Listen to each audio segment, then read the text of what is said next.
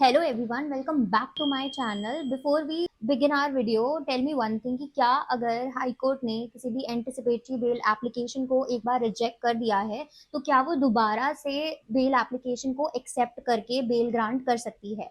So this is what we will be discussing in today's video. Name of the case is Guruvinder Singh versus Jasbir Singh and another year 2025. Let's understand the facts of the case. तो यहाँ पे एक accused है जिसके against charges लगाए गए थे criminal conspiracy के, चीटिंग के और क्रिमिनल ब्रीच ऑफ ट्रस्ट के.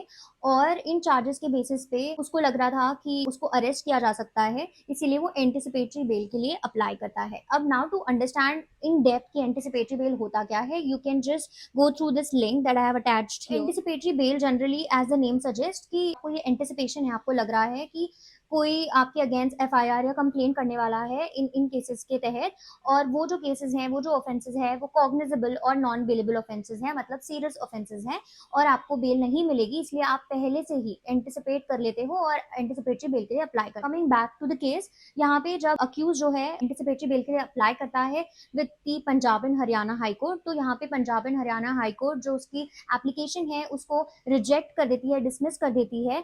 बट होता ये है कि वो 17 जनवरी 2025 को ये एप्लीकेशन रिजेक्ट करती है, बट फिर से जब अक्यूज एप्लीकेशन लगाता है एंटिसिपेटरी बेल के लिए ऑन 7 फरवरी 2025, तो वहां पे वो इस एप्लीकेशन को जो 7 फरवरी को लगाई गई थी उसको एक्सेप्ट कर लेती है, और ये बोलती है कि क्योंकि अभी तक पुलिस ऑफिसर्स ने या इन्वेस्टिगेटिंग ऑफिसर ने ना तो समन किया है अक्यूज को, ना इंट्रोगेशन हुआ है और ना इन्वेस्टिगेशन शुरू हुई है, इसीलिए अक्यूज को रिलीज कर दिया जाना चाहिए एंटिसिपेटरी बेल पे. ये उन्होंने रीजनिंग देते हुए उनकी एंटिसिपेटरी बेल को अलाउ कर दिया. बट जब ये मैटर सुप्रीम कोर्ट की 2 जज बेंच के पास जाता है, डिवीजन बेंच के पास, तब सुप्रीम कोर्ट में जो कंप्लेनेंट है वो ये कहता है कि ये कोई लॉ नहीं है, ना ही ऐसा कोई प्रेसिडेंट है, ना ही बीएनएसएस में कोई ऐसा प्रोविजन है जो ये बोलता है कि एक बार एंटिसिपेटरी बेल अगर डिसमिस कर दी गई है, रिजेक्ट कर दी गई है, तो दूसरी बार भी उसकी सुनवाई करके वो एक्सेप्ट की जा सकती है.